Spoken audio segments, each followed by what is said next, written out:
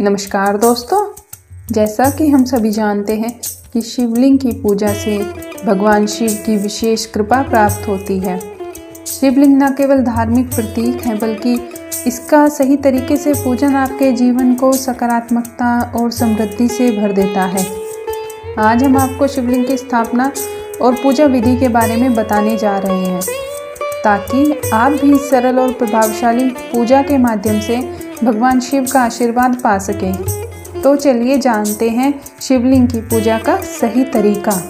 अनुकूल एवं शुभ समय में किसी पवित्र तीर्थ में, नदी के तट पर, ऐसी जगह पर शिवलिंग की स्थापना करनी चाहिए जहां रोज पूजन कर सकें।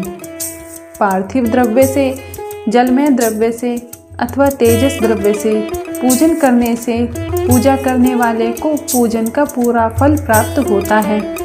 शुभ लक्षणों में पूजा करने पर यह तुरंत फल देने वाला है। जल प्रतिष्ठा के लिए छोटा शिवलिंग श्रेष्ठ माना जाता है और अचल प्रतिष्ठा हेतु बड़ा शिवलिंग अच्छा रहता है। शिवलिंग की पीठ सहित स्थापना करनी चाहिए। शिवलिंग की पीठ गोल, चौकोर, त्रिकोण अथवा खाट के पाए की भांति ऊपर नीचे मोटा और बीच में पतला होना चाहिए। ऐसा शिवलिंग पीठ महान फल देने वाला होता है। पहले मिट्टी अथवा लोहे से शिवलिंग का निर्माण करना चाहिए। जिस द्रव्य से शिवलिंग का निर्माण हो उसी से उसका पीठ बनाना चाहिए। यही अचल प्रतिष्ठा वाले शिवलिंग की विशेषता है। जल प्रतिष्ठा वाले शिवलिंग में शिवलिंग व प्रतिष्ठा एक ही तत्व से बनानी चाहिए। शिवलिंग की लंबाई स्थापना करने वाले मनुष्य के 12 अंगुल के बराबर होनी चाहिए। इससे कम होने पर फल भी कम प्राप्त होता है, परंतु 12 अंगुल से लंबाई अधिक भी हो सकती है। जल शिवलिंग में लंबाई स्थापना करने वाले के 1 अंगुल के बराबर होनी चाहिए, उससे कम नहीं। शिवलिंग बनाने वाले अर्थात यजमान को चाहिए कि पहले वह शिल्प शास्त्र के अनुसार देवालय बनवाए तथा उसमें सभी देवगणों की मूर्ति स्थापित करे। देवालय का गर्भगृह सुंदर, सुदृढ़ और स्वच्छ होना चाहिए। उसमें पूर्व और पश्चिम में 2 मुख्य द्वार हों। जहाँ शिवलिंग की स्थापना करनी हो उस स्थान के गर्त में नीलम, श्याम, मरकत, मोती, मूंगा, गोमेद और हीरा, इन 9 रत्नों को वैदिक मंत्रों के साथ छोड़ें। 5 वैदिक मंत्रों द्वारा 5 स्थानों से पूजन करके अग्नि में आहुति दें। याचकों को स्वर्ण, ग्रह एवं भू संपत्ति तथा गाय आदि प्रदान करें। स्थावर जंगम सभी जीवों को यत्नपूर्वक संतुष्ट कर एक गड्ढे में स्वर्ण तथा 9 प्रकार के रत्न भरकर वैदिक मंत्रों का उच्चारण करके परम कल्याणकारी महादेव जी का ध्यान करें। तत्पश्चात नाद घोष से युक्त महामंत्र ओंकार का उच्चारण करके गड्ढे में पीठयुक्त शिवलिंग की स्थापना करें। वहाँ परम सुंदर मूर्ति की भी स्थापना करनी चाहिए तथा भूमि संस्कार की विधि जिस प्रकार शिवलिंग के लिए की गई है उसी प्रकार मूर्ति की प्रतिष्ठा भी करनी चाहिए। मूर्ति की स्थापना अर्थात प्रतिष्ठा पंचाक्षर मंत्र से करनी चाहिए। मूर्ति को बाहर से भी लिया जा सकता है, परंतु वह साधु पुरुषों द्वारा पूजित हो। इस प्रकार शिवलिंग व मूर्ति द्वारा की गई महादेव जी की पूजा शिव पद प्रदान करने वाली है। स्थावर और जंगम से शिवलिंग भी 2 तरह का हो गया है। वृक्ष, लता आदि को स्थावर शिवलिंग कहते हैं और कृमि, कीट आदि को जंगम शिवलिंग कहते हैं। स्थावर शिवलिंग को सींचना चाहिए तथा जंगम शिवलिंग को आहार एवं जल देकर तृप्त करना चाहिए। इस तरह शिवलिंग की स्थापना करके विविध उपचारों द्वारा उसका रोज पूजन करें तथा देवालय के पास ध्वजारोहण करें। शिवलिंग साक्षात शिव का पद प्रदान करने वाला है। आवाहन, आसन, अर्घ्य, पाद, पाद्यांग, आचमन, स्नान, वस्त्र, यज्ञोपवीत, गंध, पुष्प, धूप, दीप, नैवेद्य, तांबूल, समर्पण, नीरांजन, नमस्कार और विसर्जन, ये 16 उपचार हैं।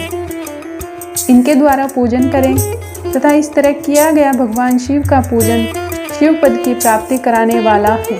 सभी शिवलिंग की स्थापना के उपरांत चाहे वे मनुष्य द्वारा स्थापित, ऋषियों या देवताओं द्वारा अथवा अपने आप प्रकट हुए हों, सभी का उपयुक्त विधि से पूजन करना चाहिए, तभी फल प्राप्त होता है।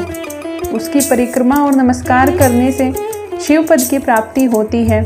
शिवलिंग का नियम पूर्वक दर्शन भी कल्याणकारी होता है। मिट्टी, आटा, गाय के गोबर, फूल, कनेर, पुष्प, फल, गुड़, मक्खन, भस्म अथवा अन्न से शिवलिंग बनाकर प्रतिदिन पूजन करें तथा प्रतिदिन 10,000 प्रणव मंत्रों का जाप करें अथवा दोनों संध्याओं के समय 1 सहस्त्र प्रणव मंत्रों का जाप करें। इससे भी शिव पद की प्राप्ति होती है। जप काल में प्रणव मंत्र का उच्चारण मन की शुद्धि करता है। नाद और बिंदु से युक्त ओंकार को कुछ विद्वान समान प्रणव कहते हैं।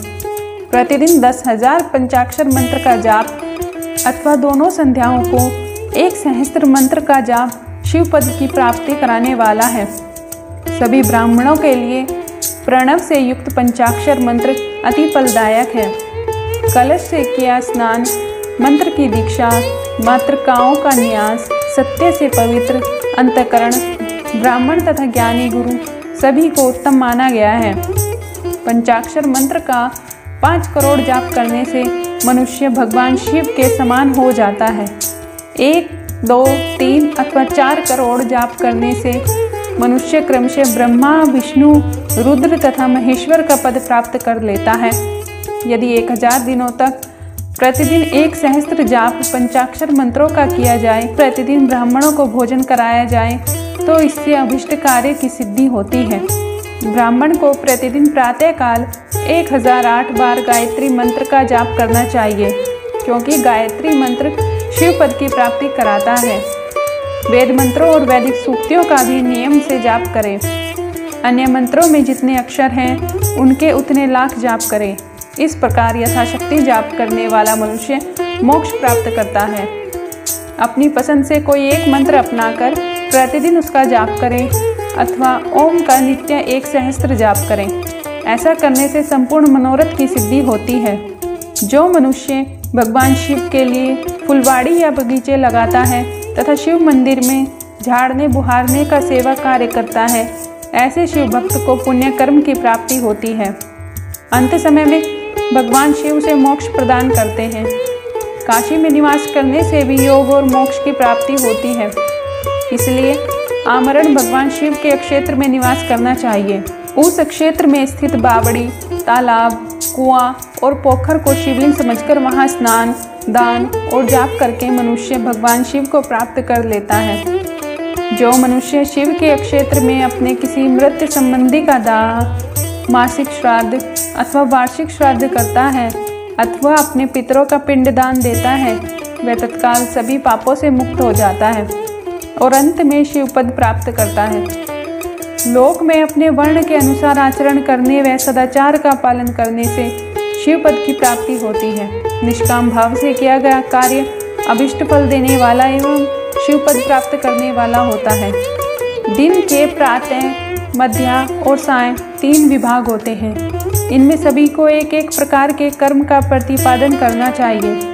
प्रातःकाल रोजाना दैनिक शास्त्र कर्म, मध्य सकाम कर्म तथा सायंकाल शांति कर्म के लिए पूजन करना चाहिए। इस प्रकार रात्रि में 4 प्रहर होते हैं। उनमें से बीच के 2 प्रहर निशीथ काल कहलाते हैं। इसी काल में पूजा करनी चाहिए, क्योंकि यह पूजा विष्ट फल देने वाली है। कलयुग में कर्म द्वारा ही फल की सिद्धि होगी। इस प्रकार विधि पूर्वक और समय अनुसार भगवान शिव का पूजन करने वाले मनुष्य को अपने कर्मों का पूरा फल मिलता है। इस वीडियो में हमारे द्वारा दी गई जानकारी आप सभी को कैसी लगी, कमेंट करके ज़रूर बताएं। वीडियो को लाइक करें, शेयर करें और चैनल को सब्सक्राइब ज़रूर करें।